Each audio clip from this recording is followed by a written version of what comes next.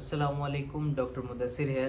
तो आज हम बात करेंगे कि 5 ऐसी निशानियों के बारे में जिससे हमें पता चलता है कि गुर्दे जो हैं ख़राब हो रहे हैं। ठीक है, 5 ऐसी अलामात हैं जो हमें बताती हैं कि आपके गुर्दे ख़राब हैं।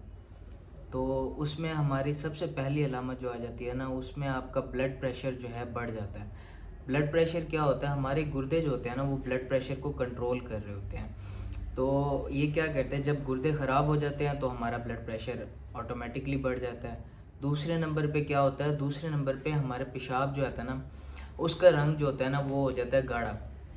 अब पेशाब का रंग गाढ़ा क्यों हो जाता है? इस वजह से क्योंकि जो पेशाब है ना वो पानी और आपके जिस्म के अंदर जो जहरीले केमिकल्स हैं ना उनको जो है वो बाहर निकाल रही होती है। तब वो जहरीले केमिकल्स नहीं निकल रहे होते तो आपका पेशाब का रंग जो है वो गाढ़ा भी हो जाता है और पेशाब जो है वो कम आना शुरू भी हो जाता है।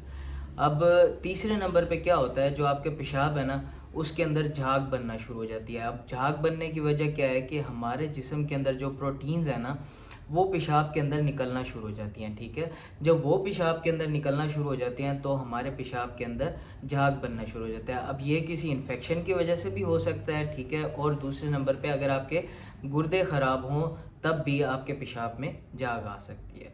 ठीक है, अब चौथे नंबर पे हम बात कर लेते हैं कि जो हमारे आँखों के नीचे सूजन हो जाना और पाँव के ऊपर सूजन हो जाना। पाँव के ऊपर और आँखों के नीचे सूजन क्यों होती है? जो हमारा गुर्दे हैं ना वो क्या करते हैं, हमारे पेशाब को, ठीक है, पानी को और जो है हमारे केमिकल्स को, जो जहरीले केमिकल्स हैं उनको बाहर निकाल रही है। अब क्या हुआ, जब केमिकल्स और ये पेशाब पानी जो है हमारा बाहर नहीं निकल रहा गुर्दे ख़राब होने की वजह से, तो वो हमारी बॉडी के अंदर एक्यूमुलेट होना शुरू हो जाता है। ठीक है, जमा होना शुरू हो जाता है। तो वो क्या होता है, आँखों के नीचे स्वेलिंग हो जाना, पाँव के ऊपर स्वेलिंग हो जाना, ये भी बहुत बड़ी निशानी है। ठीक है, कि आपके गुर्दे ख़राब हो रहे हैं। अब पाँचवें नंबर पे अगर हम बात करें, उसके अंदर क्या, हमारे खून की कमी होना शुरू हो जाती है। अब खून की कमी क्यों होती है? खून की कमी इसलिए होती है कि हमारे जो गुर्दे होते हैं उनसे एक केमिकल बनता है जिसको हम क्या कहते हैं, एरिथ्रोपोइटिन केमिकल कहते हैं। ठीक है, एरिथ्रोपोइटिन का काम क्या होता है कि वो हमारे जो हड्डियां हैं ना उनको सिग्नल भेजती है और उनको कहती है कि तुम खून के सेल्स बनाओ। जब गुर्दे खराब हो जाते हैं तो एरिथ्रोपोइटिन नहीं बनेगी, एरिथ्रोपोइटिन नहीं बनेगी तो हमारे पास ब्लड भी कम बनना शुरू हो जाएगा, जिसकी वजह से खून में कमी आना शुरू हो जाएगी। ठीक हो गया।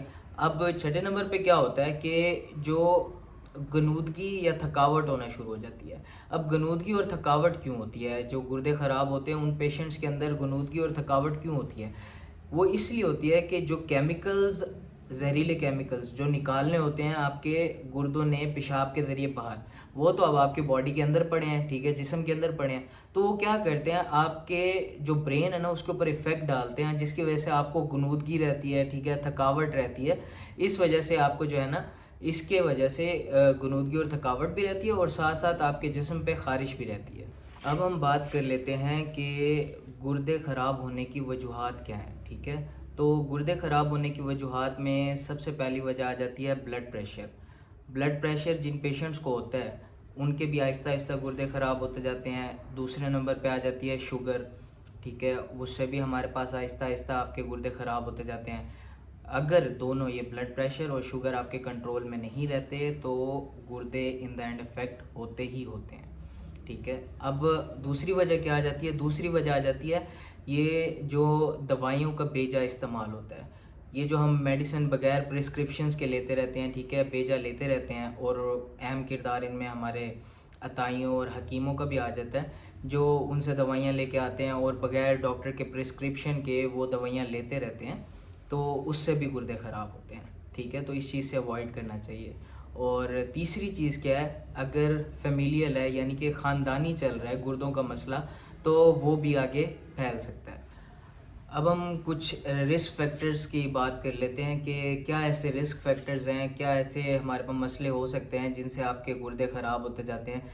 तो इसमें हमारे पास आ जाता है एक मोटापा, ठीक है, वज़न का ज़्यादा होना, ठीक हो गया, ज़रूरत से ज़्यादा होना। दूसरे नंबर पे हमारे पास आ जाता है ब्लड प्रेशर, जिसके बारे में पहले भी बता चुका हूँ कि वो आहिस्ता आहिस्ता आपके गुर्दों को ख़राब करता है। तीसरे नंबर पे आ जाती है आपकी शुगर। ठीक है, डायबिटीज़ है अगर किसी पेशेंट को और वो कंट्रोल नहीं रखता तो उससे भी आपके गुर्दों पर इफ़ेक्ट होता है। ठीक है, अब हम बात कर लेते हैं कि अब हम इन गुर्दों की बीमारियों से बच कैसे सकते हैं। तो इसके लिए सबसे इम्पोर्टेंट पता क्या बात है कि आपने अपना लाइफस्टाइल जो है ना उसको इम्प्रूव करना है। ठीक है, हेल्दी लाइफस्टाइल अपनाएंगे तो ही आप जो है ना इन बीमारियों से बच सकते हैं। तो उसमें अब हमारे पास क्या क्या चीज़ें आ जाती हैं, वर्जिश करना, ठीक है। दूसरे नंबर पे आप फ्रूट खाएं, सब्जियों का इस्तेमाल करें, ठीक है। फ्रेश जो हमारे पास फ्रूट्स और वेजिटेबल्स आते हैं उनका इस्तेमाल करें।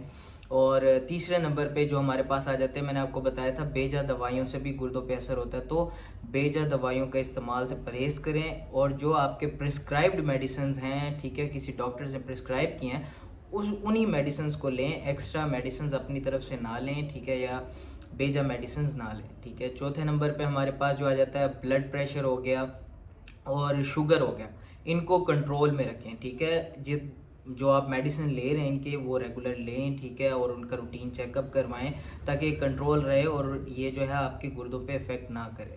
तो ये कुछ चीज़ें थी जो हमारे पास, मैंने आपको गुर्दों की बीमारियों के बारे में जो है ना बता दी, ठीक है।